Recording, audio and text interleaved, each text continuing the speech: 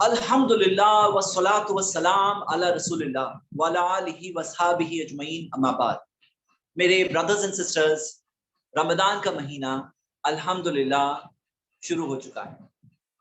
Available ہوگی recording? Just minute میں check کر لیتا ہوں، ریکارڈ تو ہو رہا ہے، ریکارڈنگ اویلیبل ہوگی انشاءاللہ۔ یوٹیوب پہ ہم لوگ لیٹ اپلوڈ کر دیں گے انشاءاللہ۔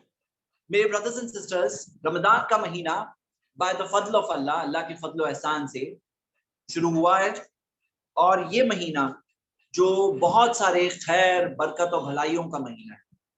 یہ مہینے کے اندر ہم دیکھتے ہیں کہ اس کی خیر اور برکتوں میں سے ہے کہ اللہ سبحانہ و تعالیٰ نے قرآن نازل کیا، اور یہ ایک ایسا مہینہ ہے جس میں ہم دیکھتے ہیں سلف میں یہ عمل رہا تھا کہ وہ خاص کر دیتے تھے اس مہینے کو قرآن کی سٹڈی کے لیے، کیونکہ قرآن وہ کتاب ہے جب اس کتاب کی تلاوت کی جاتی ہے، اللہ تعالیٰ نے وعدہ کیا ہے وَإِذَا تُلِيَتْ عَلَيْهِمْ آيَاتُهُ زَادَتْهُمْ ایمانا، کہ مومنوں کا ایمان بڑھتا ہے جب اس کی آیتیں پڑھی جاتی ہیں۔ تو آئیے ہم سٹارٹ کرتے ہیں قرآن کی سٹڈی۔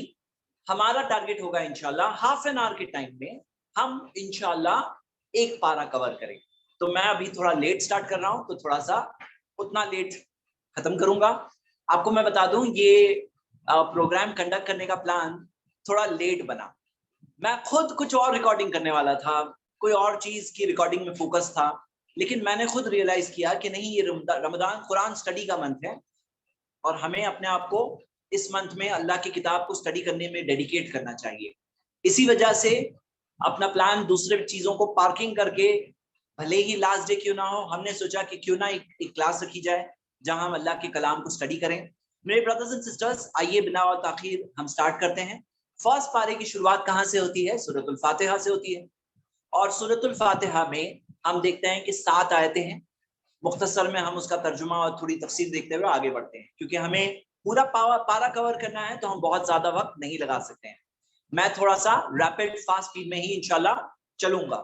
تو آئیے سٹارٹ کرتے ہیں۔ اعوذ باللہ من الشیطان الرجیم، بسم اللہ الرحمن الرحیم، کہ میں پناہ مانگتا ہوں اللہ کی شیطان مردود سے، اللہ کے نام سے جو بڑا مہربان نہایت رحم کرنے والا ہے۔ سورۃ الفاتحہ کی شروعات ہوتی ہے الحمدللہ رب العالمین، سب تعریف اللہ کی جو سارے جہانوں کا رب ہے۔ سب سے پہلی صفت جو اللہ کی بتائی گئی ہے کہ اللہ تعالیٰ اکیلا رب ہے۔ تو ہم یہ دیکھتے ہیں کہ اللہ سبحانہ تعالیٰ نے فرمایا سورۃ الفاتحہ میں الحمدللہ رب العالمین۔ میں ایسا کرتا ہوں، سورۃ الفاتحہ کھول دیتا ہوں اس میں تاکہ ہم اس پہ چلے جائیں۔ الرحمن الرحیم، بڑا مہربان نہایت رحم والا۔ مالک یوم الدین، بدلے کے دن، قیامت کے دن کا مالک۔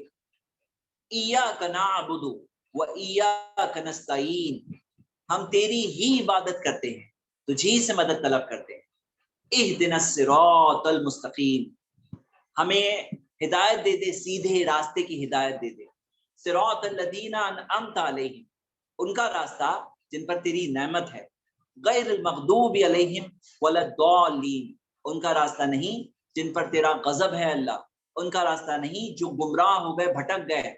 تو ہم یہ دیکھتے ہیں کہ ہم نے اللہ تعالیٰ کے کلام کی شروعات کی ایک دعا سے، ایک بہت جامع دعا، ایک ایسی دعا جو ہم دن بھر میں کئی بار دہراتے ہیں اپنی نماز میں، کہ اہدنا الصراط المستقیم، اے اللہ ہدایت دے دے ہمیں سیدھے راستے کی، کیونکہ یہ سیدھے راستے کی ہدایت یہ بہت بڑی چیز ہے۔ ہدایت میں یہ بھی شامل ہے کہ ہمیں راستہ پتہ ہو، اور ہدایت میں یہ بھی شامل ہے کہ اس راستے پہ چلنے کی ہم توفیق پائیں۔ بہت سے لوگوں کو صحیح راستہ معلوم ہے لیکن اس پہ چلتے نہیں ہیں، انہیں اس پہ چلنے کی توفیق نہیں ہوتی۔ تو ہم دیکھتے ہیں کہ یہ سیدھا راستہ، اس کی دعا کے ساتھ ہم نے شروعات کی۔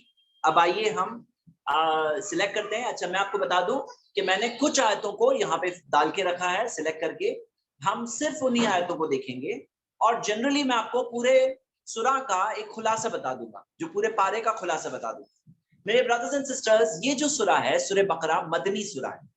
مدنی سورہ میں ایک بہت انٹرسٹنگ بات ہے کہ یہ سورہ کا نزول، اس کی شروعات مدنی دور کے شروعات سے ہوئی، اور بعض آیتیں نازل ہوتی رہی یہاں تک کہ نبی صلی اللہ علیہ وسلم کے انتقال کے کچھ دن پہلے تک سورہ بقرہ کی بعض آیتیں نازل ہوئی, جیسے سود کے تعلق سے جو آیتیں ہیں وہ لاسٹ نازل کردہ آیتوں میں سے ہے قرآن کی. تو ہم یہ دیکھتے ہیں کہ سورہ بقرہ کا نزول یہ مدنی سورہ ہے, اور پورے مدنی دور کے اندر الگ الگ وقفوں پر یہ آیتیں نازل ہوئی. اگر آپ ٹاپک وائز دیکھیں گے, ہم آج دیکھنے والے ہیں آیت نمبر 1 سے لے کے 141 تک.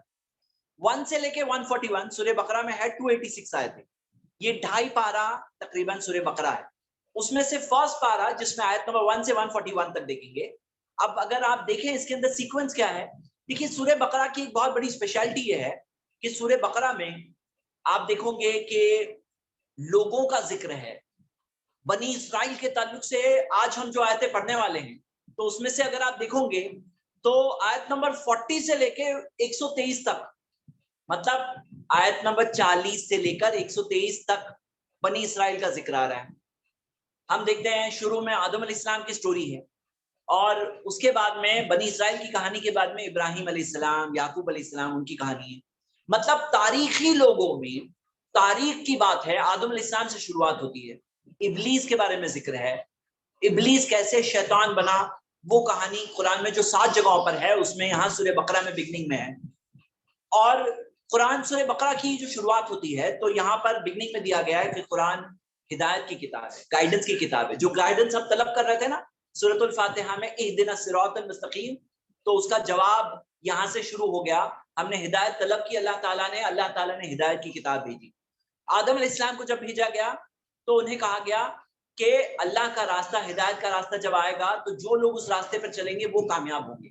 تو یہاں پر سورہ بقرہ میں ہم وہ تاریخی چیزیں دیکھ رہے ہیں, اور میں آپ سب کو ابھارتا ہوں کہ روز جو تراویح میں قرآن کا پارہ آپ پڑھتے ہیں یا سنتے ہیں, ساتھ ساتھ میں اس کا ترجمہ اور ہلکی تفسیر بھی ساتھ ساتھ میں دیکھتے جائیں.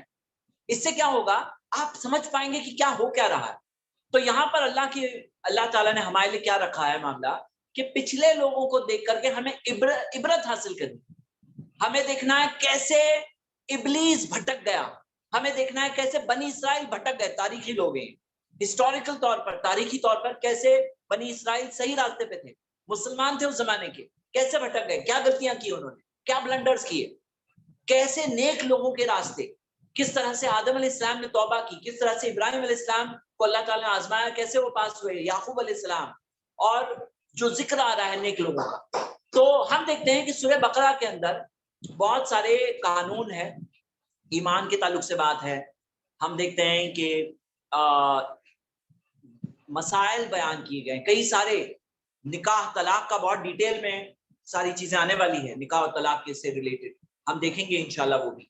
اسی طرح آپ سورہ بقرہ میں دیکھو گے تو زندگی کے سماجی مسائل کیوں نہ ہو, عبادات کیوں نہ ہو, یہ ساری چیزوں کی رہنمائی ہے. سورہ بقرہ کے اندر یہ ساری چیزوں کی گائیڈنس ہے, اور اللہ تعالیٰ کے علم, اللہ تعالیٰ کی مرضی سے یہ سورہ قرآن کے بگننگ میں ہے. اس کے اندر بہت بڑا وزڈم ہے. یعنی سورہ بقرہ کوئی جب قرآن کی شروعات کرے گا تو سورہ بقرہ پڑھے گا, سورۃ الفاتحہ کے بعد سورہ بقرہ پڑھے گا, تو اس کے اندر بہت بڑا وزڈم ہے.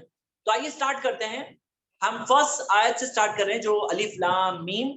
الف لام میم یہ حروف مقطعات ہے, قرآن کی کئی سوروں میں شروعات میں ہے, اور ان حروف کی میننگ صرف اللہ تعالیٰ جانتا ہے, اللہ تعالیٰ کے علم میں ہے, اور یہ بھی اللہ تعالیٰ پر ایمان لانے کی چیزوں میں سے, ریکوائرمنٹ میں سے ہے.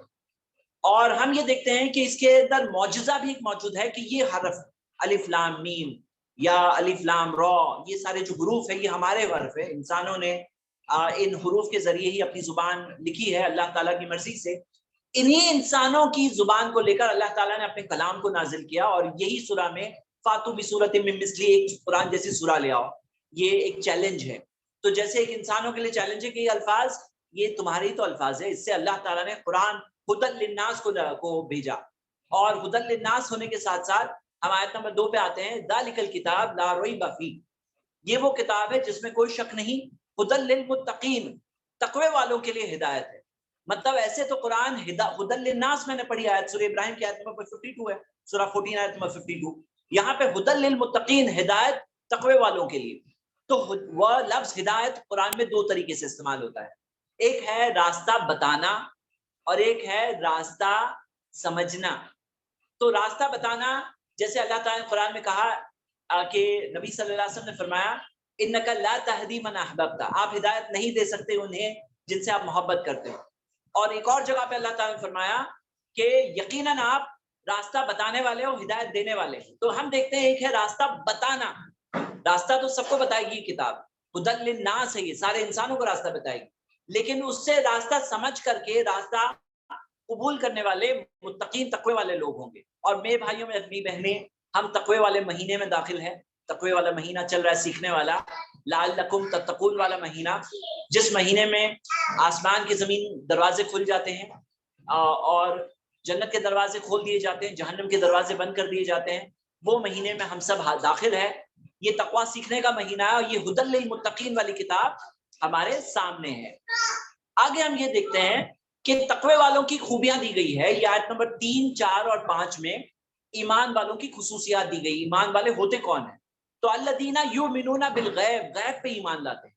آپ نے ایمان لایا، ایمان لانے کے بعد غیب پر ایمان لانا یہ ایمان کے تقاضوں میں سے ہے. مطلب آپ عقل استعمال کرو. قرآن میں 24 جگہوں پہ کہا گیا ہے افلا تعقلون، عقل نہیں استعمال کرو گے. عقل استعمال کرو، سوچو، دیکھو اللہ کی نشانیوں کو. علم ترا، کیا تم یہ نہیں دیکھتے؟ افلا تتفکرون، کیا تم غور نہیں کرتے؟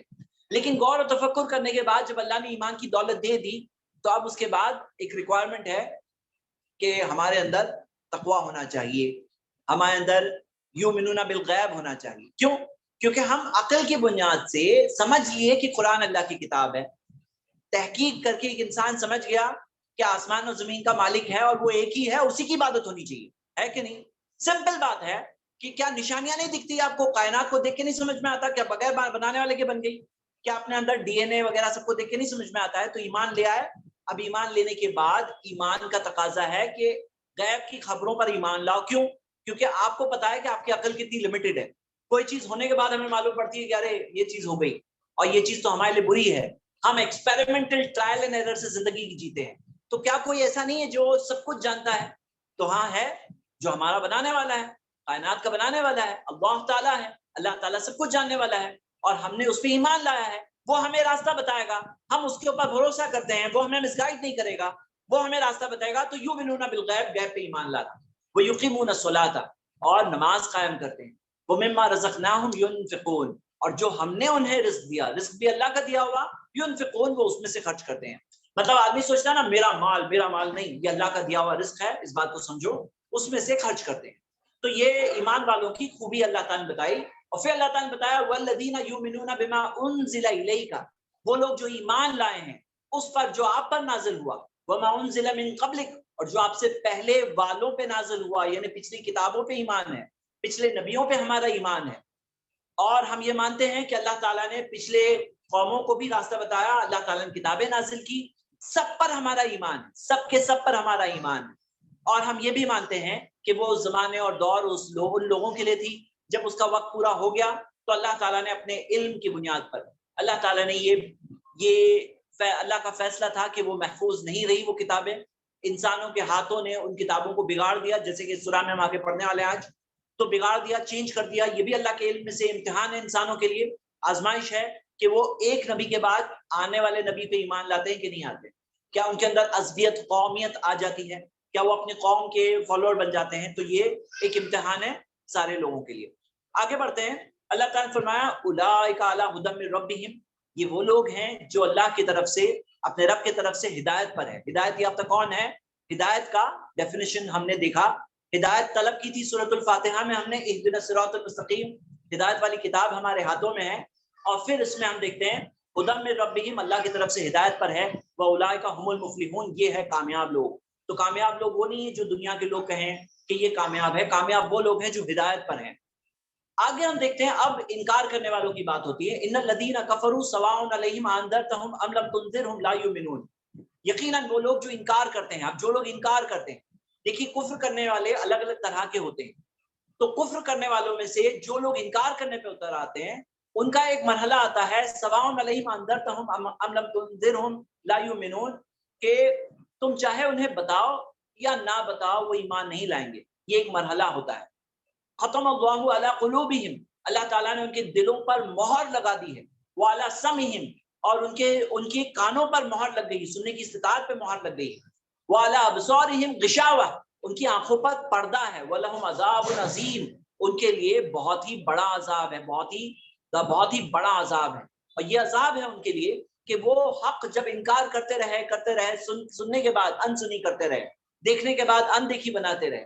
تو ایک مرحلہ آتا ہے جب سن ہی نہیں سکتے ہیں، دیکھ ہی نہیں سکتے ہیں. تم نے دیکھ دیکھ کے اندیکھی کرتے رہے، اللہ کی نشانیوں کو دیکھا اور دیکھ دیکھ کے کہا کہ کچھ نہیں ہے، انکار کرتے رہے.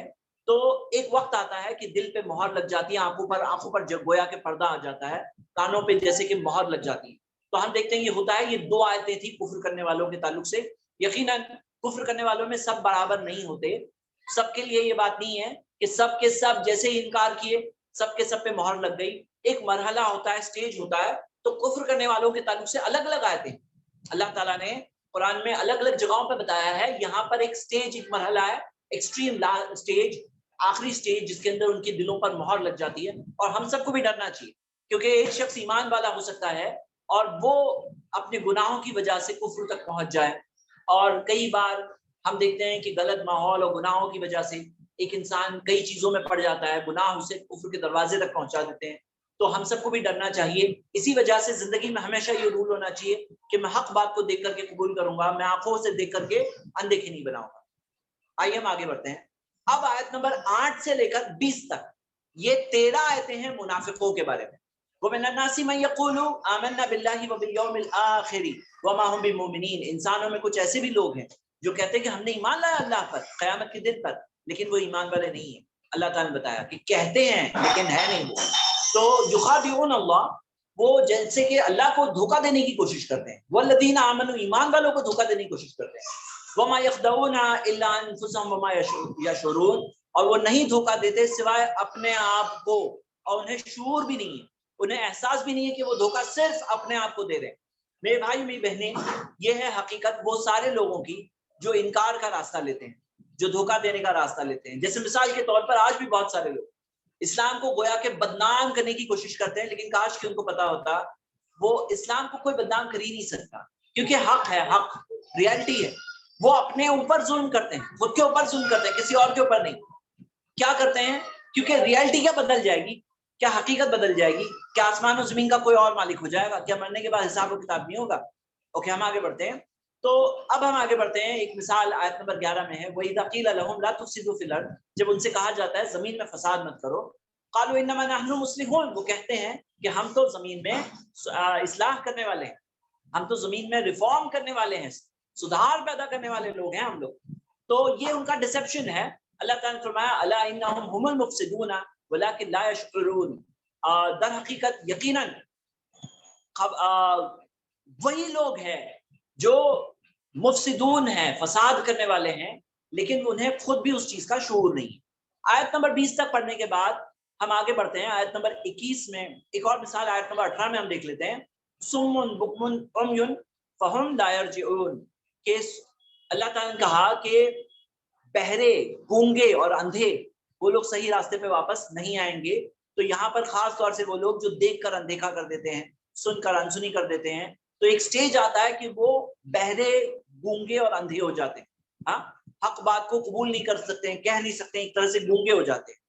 آیت نمبر 21 سے جو ٹاپک سٹارٹ ہوتا ہے، تو 21 سے 29 تک یہ انسانوں سے خطاب ہے، سارے انسانوں سے. یا ایھا الناس، اے انسانوں، یا ایھا الناس اعبدوا ربکم الذی خلقکم، عبادت کرو تم سب اپنے رب کی جس نے تمہیں بنایا.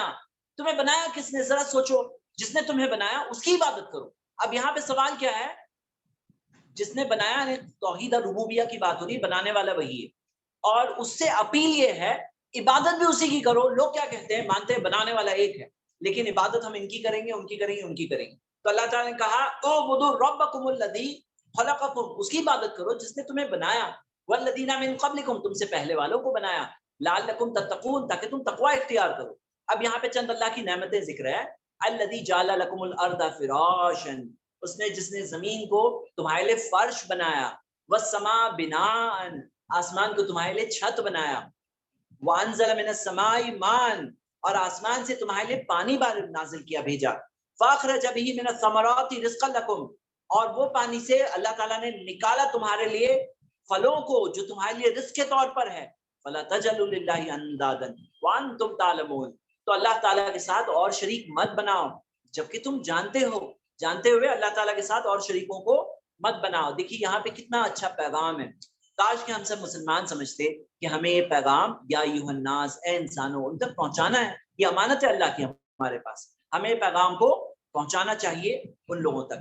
آیت نمبر 23 میں آتے ہیں تو ایک چیلنج دیا گیا ہے، وَإِن كُنتُمْ فِي رَيْبٍ مِّمَّا نَزَّلْنَا عَلَىٰ عَبْدِنَا، اگر تمہیں شک ہے اس چیز کے تعلق سے جو ہم نے نازل کیا اپنے بندے پر، تمہیں شک ہے یہ کتاب اللہ کی طرف سے نہیں، ڈاؤٹ ہے تمہیں، تو اللہ تعالیٰ نے کہا فَأْتُوا بِسُورَةٍ مِّن مِّثْلِهِ، اس کے جیسی ایک سورہ لے آؤ، وَادْعُوا شُهَدَاءَكُم مِّن دُونِ اللَّهِ، اپنے گواہوں کو لے آؤ اللہ کے علاوہ، ان کنتم صادقین، اگر سچے ہو تو، فَإِن لَّمْ تَفْعَلُوا، اور اگر نہیں کر پاؤ گے، وَلَن تَفْعَلُوا، اور ہرگز نہیں کر پاؤ گے، فَاتَّقُوا النَّارَ الَّتِي وَقُودُهَا النَّاسُ وَالْحِجَارَةُ أُعِدَّتْ لِلْكَافِرِينَ، تو اس آگ سے ڈرو جس آگ کا ایندھن انسان اور پتھر ہے، جو انکار کرنے والے، کفر کرنے والوں کے لیے بنائی گئی ہے، سلگائی گئی ہے۔ تو ہم دیکھتے ہیں میرے بھائیوں میری بہنیں کہ یہ ایک چیلنج ہے، اور قرآن ایک ایسی کتاب ہے جو کوئی امیٹیٹ نہیں کر سکتا۔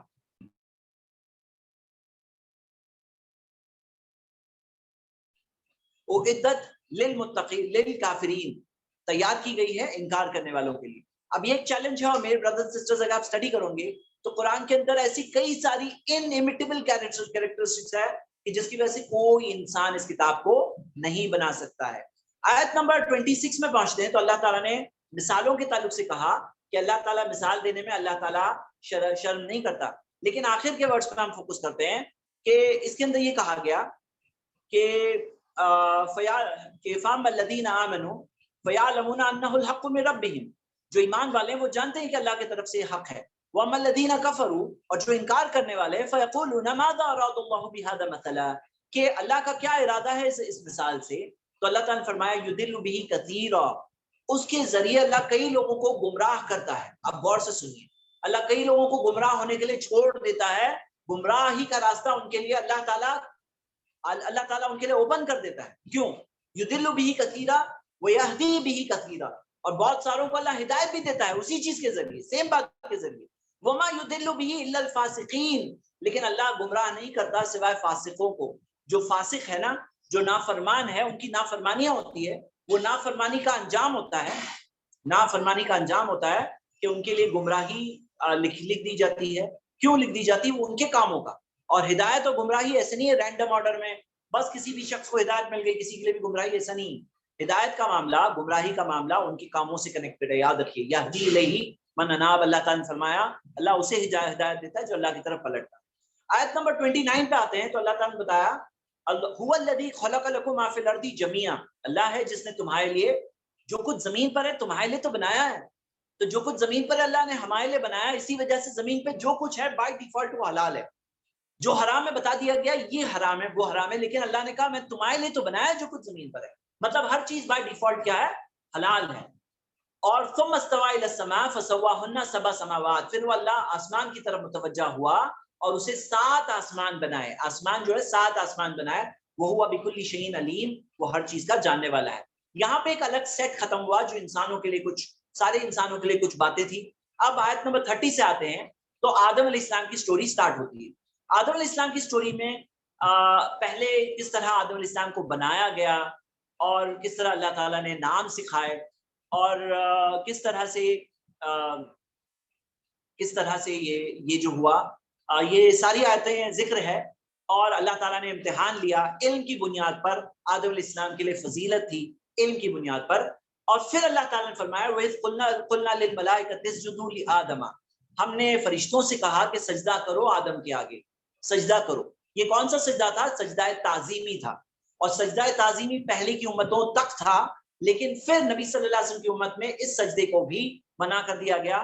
اس کی کیفیت کیا ہے ہم لوگ نہیں جانتے، یہ سجدہ کیسے کرتے تھے ہم نہیں جانتے، لیکن یہ پتا ہے کہ یہ عبادت والا سجدہ نہیں تھا، یہ تعظیم والا سجدہ تھا، عزت دینے والا، آنر کرنے والا سجدہ تھا، اور یہ سجدہ بھی منع کر دیا گیا اس امت کے اندر۔ اللہ تعالیٰ بہتر جاننے والا ہے، کئی بار کوئی چیز ہوتی ہے جس میں تعظیم سے بات شروع ہوتی ہے، عبادت تک بات پہنچتی ہے۔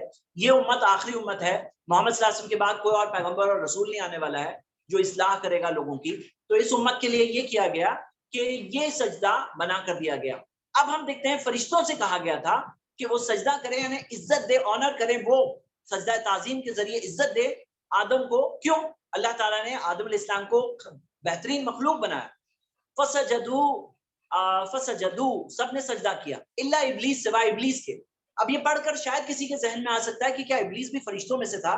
تو نہیں، سورہ کہف سورہ 18 آیت نمبر 50 میں آ چکا ہے. اللہ تعالیٰ نے فرمایا کان من الجن، ابلیس جنوں میں سے تھا. لیکن عربک گرامر کا ایک قاعدہ ہے، تغلیب کا قاعدہ، یعنی جب میجورٹی سے بات ہوتی ہے تو مائنورٹی ایک چھوٹی عدد اس میں شامل ہوتی ہے. تو یعنی فرشتوں کے لیے مین خطاب تھا، لیکن ابلیس بھی ان کے ساتھ میں تھا، حالانکہ جن تھا. اور اس کے بارے میں بعض اسرائیلیات وغیرہ میں آتا ہے کہ بہت عبادت گزار تھا پہلے، بہت نیک تھا پہلے، فرشتوں کے درمیان میں تھا. اور جب فرشتوں کو یہ حکم ملا تو ابلیس بھی اس حکم میں شامل تھا، تو اس نے لیکن انکار کر دیا، ابا انکار کر دیا، واستکبرا تکبر کیا، اسے وہ سجدہ تعظیم کرنے تیار نہیں تھا، آدم کو بہتر ماننے تیار نہیں تھا. وکان من الکافرین، انکار کرنے والوں میں سے ہو گیا.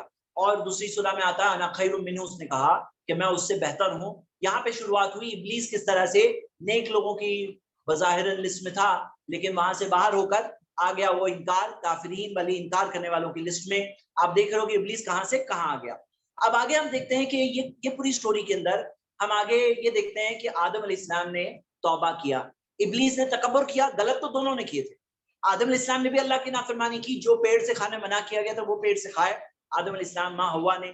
لیکن آدم علیہ السلام نے فتلقى آدم من ربہ کلمات، آدم نے اپنے رب سے کچھ کلمات سیکھے. اللہ نے بتایا کیسے اللہ سے معافی مانگنا ہے، یعنی اللہ تعالیٰ ہمارے لیے راستہ بتاتا بھی ہے کہ کیسے ہم بچ سکتے ہیں.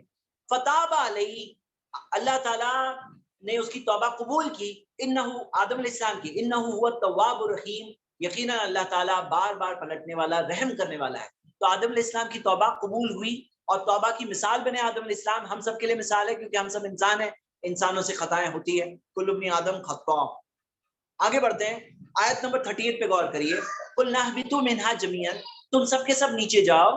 فإما یأتینکم منی ھدی، جب بھی تم پر، تمہارے پاس میری طرف سے ہدایت آئے گی. پھر سے ہدایت کی بات ہوئی. اب غور کریے، یہ ہدایت کا راستہ آیا ہے اللہ کی طرف سے، اور کس طرح سے بعض قوموں نے قبول کیا. اب آگے اسٹارٹ ہونے والا ہے بنی اسرائیل کی بات. کیسے انہوں نے، ان کے پاس ہدایت تھی لیکن انہوں نے ہدایت کا انکار کیا، کیسے انہوں نے چور راستے لیے، کیسے انہوں نے نافرمانی کے راستے لیے، کیسے انہوں نے فساد برپا کیا.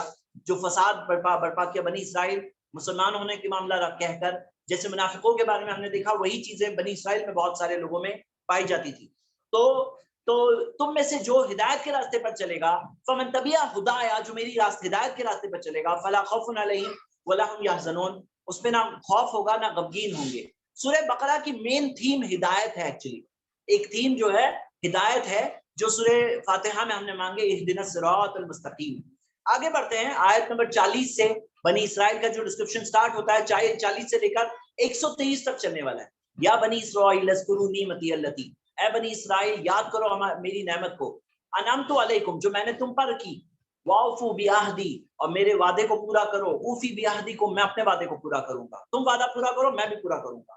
وانی وایایا فرحبون، اور صرف مجھی سے ڈرو، مطلب اللہ ہی سے ہمیں ڈرنا چاہیے. یہ بات کہی گئی ہے. جب لوگ اللہ کے علاوہ اوروں سے ڈرنے لگتے ہیں نا، تو حلال کو حرام، جائز کو ناجائز، اللہ کے علاوہ اوروں کی تعظیم، مطلب یہی سب ہونے لگتا ہے. تو ہم دیکھتے ہیں کہ یہاں پہ اوفو بعہدی اوفی بعہدکم، میرے وعدے کو پورا کرو، تم میرے وعدے کو پورا کرو میں اپنے وعدے کو پورا کروں گا. قرآن میں ایسا کئی جگہوں پہ فاذکرونی اذکرکم، ان تنصروا اللہ ینصرکم، ایسے کئی جگہوں پر تم ایسا کرو گے اللہ بھی تمہارے ساتھ ویسا کرے گا، جیسا کرو گے اللہ تمہارے ساتھ ویسا کرے گا.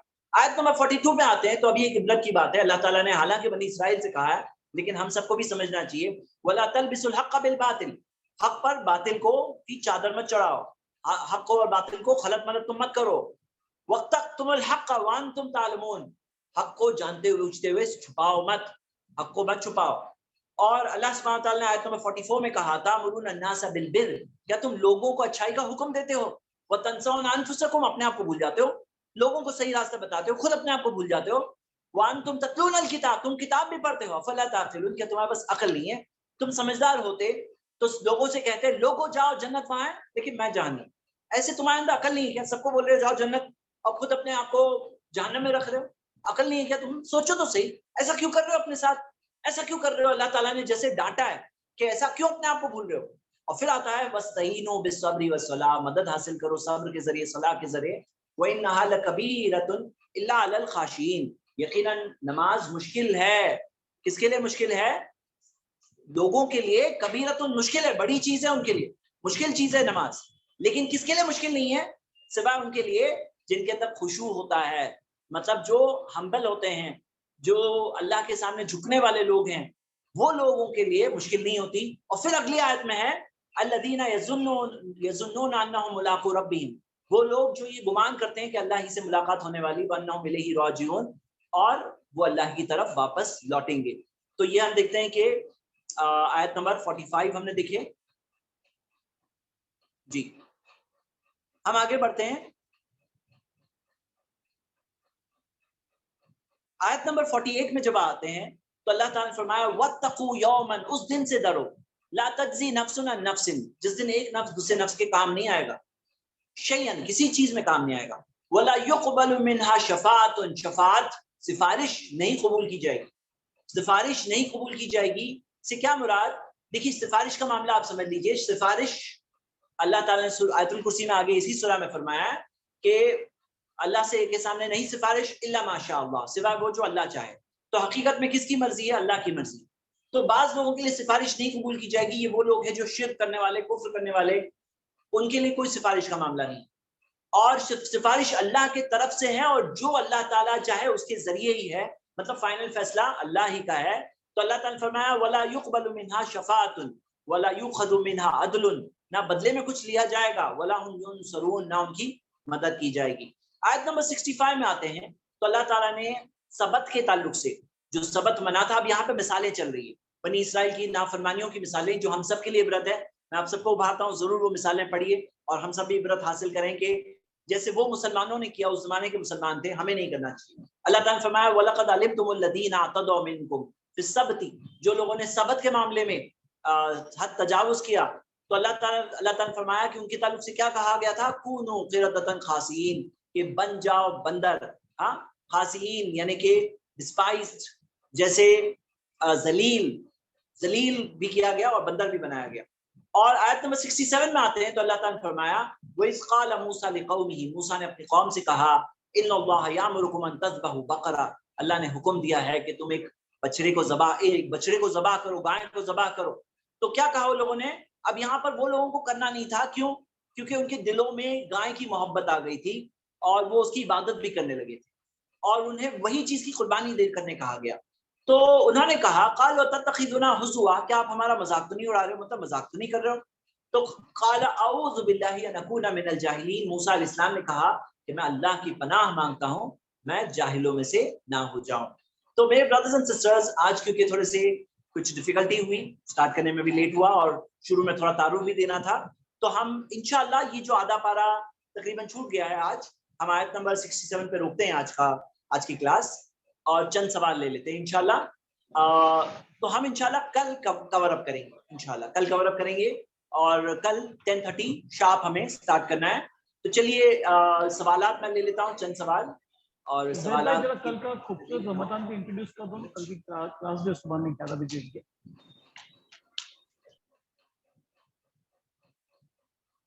سوالات کی لسٹ میں میں صرف چاہتا ہوں کہ جو پڑھا گیا ہے اسی تعلق سے بات کیا جائے. توحید اور تقویٰ میں کیا فرق ہے؟ توحید اللہ کی وحدانیت ہے، اللہ اکیلا رب ہے، اس کے جیسا کوئی نہیں ہے، عبادت اسی کی ہو. تقویٰ کیا ہے؟ اللہ کا ڈر.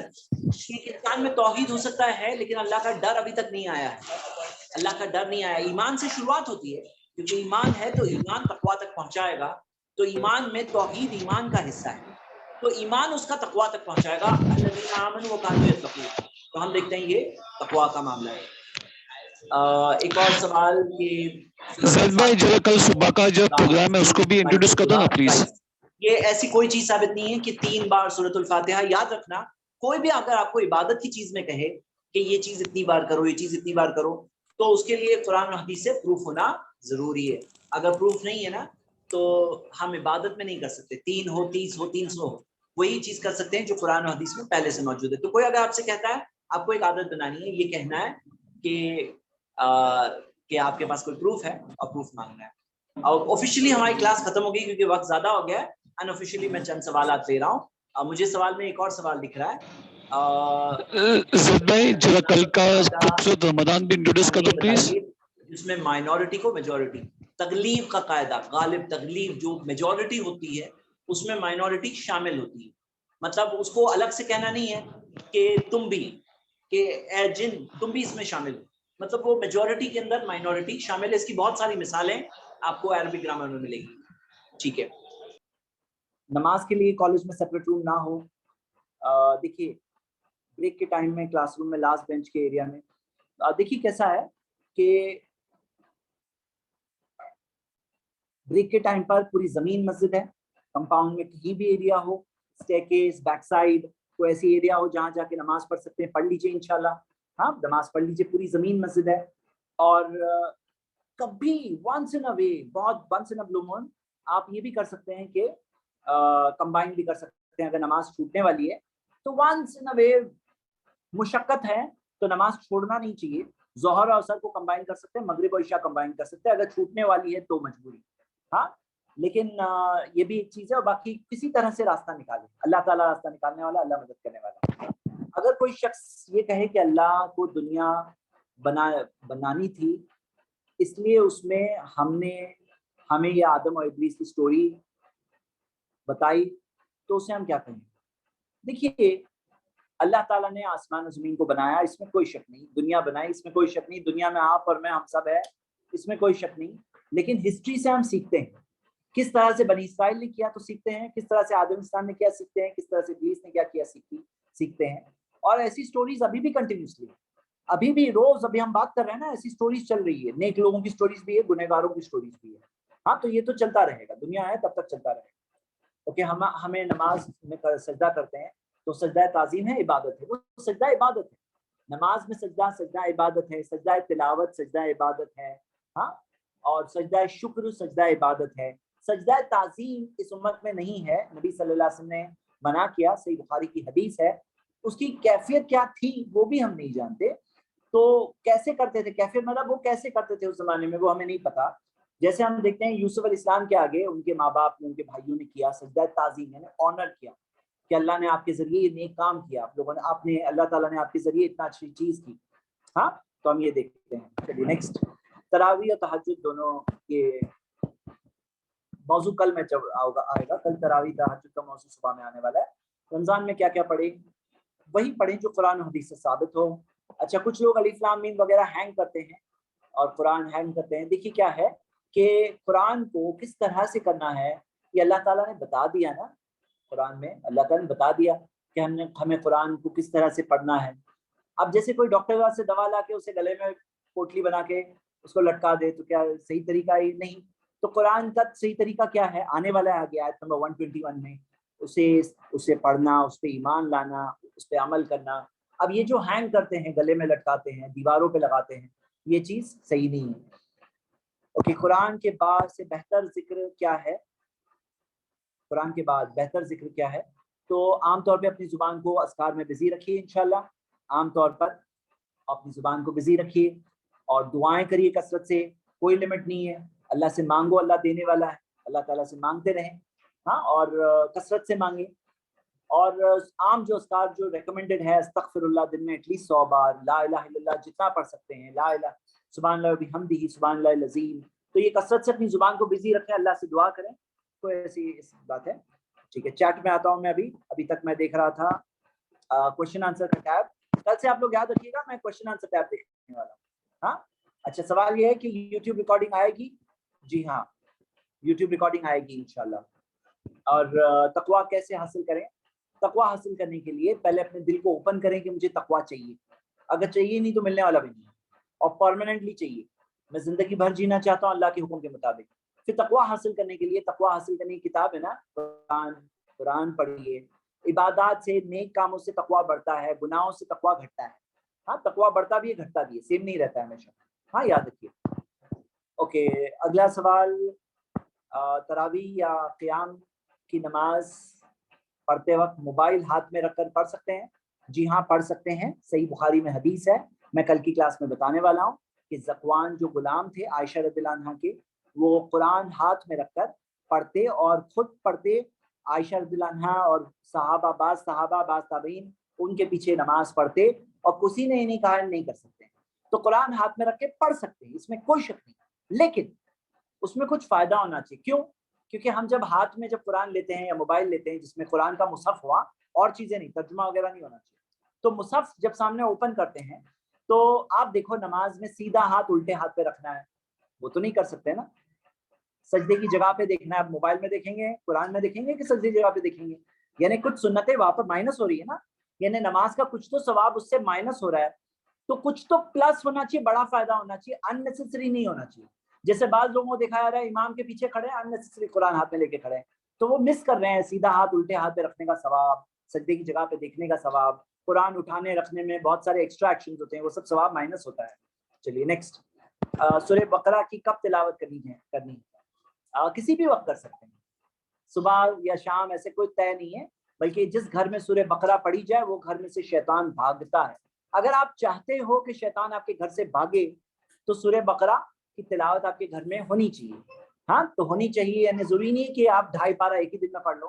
آپ اگر تھوڑا پڑھ پا رہے ہو، 1 پارہ پڑھ رہے ہو، اور ابھی بھی پڑھ رہے ہوں گے نا نماز کے ساتھ یا قرآن کی تلاوت میں، ان دنوں میں نیت کرو کہ میں ایک نیت میری یہ بھی ہے کہ شیطان میرے گھر سے بھاگ جائے. ہاں تو جس گھر میں سورہ بقرہ پڑھی جاتی ہے اس گھر میں سے شیطان بھاگتا ہے. اوکے چلیے وقت ہو گیا، اور امید کرتا ہوں کہ آپ سب یہ بات کو کے لیے کلاس قرآن سے ہم کنیکٹڈ ہوں، قرآن کو سمجھیں انشاءاللہ. چلیے اسی کے ساتھ ہم آج کی کلاس ختم کرتے ہیں، وقت زیادہ ہو گیا. کل سے میں شیڈیول کو برابر فالو کروں گا اللہ کی مدد سے انشاءاللہ. چلیے پھر ملیں گے کل کی کلاس میں، اور صبح میں خوبصورت رمضان کا کورس ہے انشاءاللہ. شکیل بھائی نے اس کا لنک بھی ڈال دیا، جزاک اللہ خیر. اور انشاءاللہ ہم باقی کل ہم قرآن کا 1.5 پارہ 1.25 پارہ کرنے کی کوشش کریں گے کم سے کم انشاءاللہ. سبحانک اللہم و بحمدک واشہد ان لا الہ الا انت استغفرک واتوب الیک، وآخر دعوانا ان الحمد للہ رب العالمین، والسلام علیکم ورحمۃ اللہ.